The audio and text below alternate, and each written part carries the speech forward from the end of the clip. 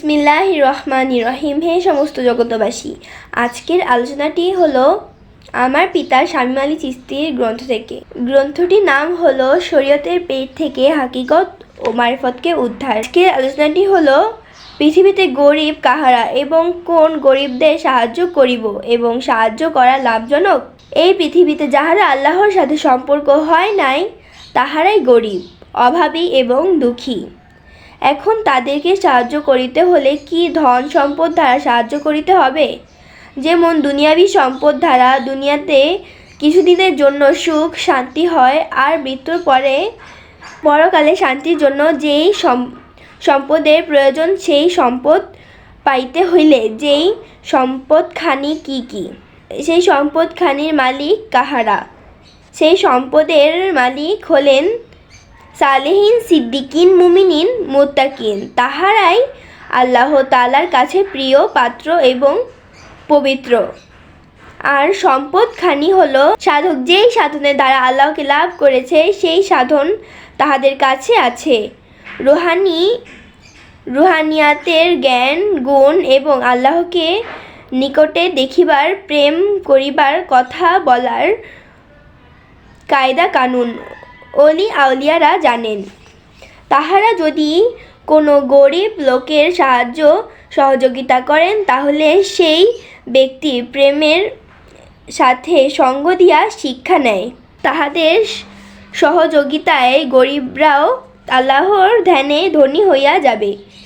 তাই আল্লাহ কোরআনে অনেক জায়গায় উল্লেখ করিয়াছেন, তোমরা সালেহিন, সিদ্দিকিন, মুমিনিন, মুত্তাকিনদের সাথে সঙ্গ রাখিও বেশি বেশি, তাহলে তাহাদের গুণ, জ্ঞান, চরিত্র তোমাদের মধ্যে প্রবেশ করিবে। হযরত মুহাম্মদ মুস্তাফা সাল্লাল্লাহু আলাইহি সাল্লাম বলেছেন হাদিসে কুদসিরাতে যে আমি জ্ঞানের শহর, হযরত আলী সেই শহরের দরজা।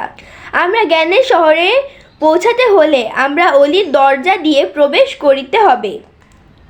তাহলে হযরত আলী যথেষ্ট জ্ঞান চরিত্র ছিল। তাহার পরেও নবীজি বলেছেন, হে আলী, তুমি বেশি বেশি শ্রম দিও এবং চলাফেরা রাখিও সালেহিন, সিদ্দিকিন ও মুমিনিনদের সাথে। বলার উদ্দেশ্য ছিল একজন মানুষের যত জ্ঞান চরিত্র থাকুক না কেন, কখনো জ্ঞান চরিত্র এর উপরে অহংকার আসিয়া যাইতে পারে। ওই অহংকারে মানুষ বিনষ্ট হইয়া যাওয়ার সম্ভাবনা বেশি থাকে, এমনকি ধ্বংস হইয়া যায়।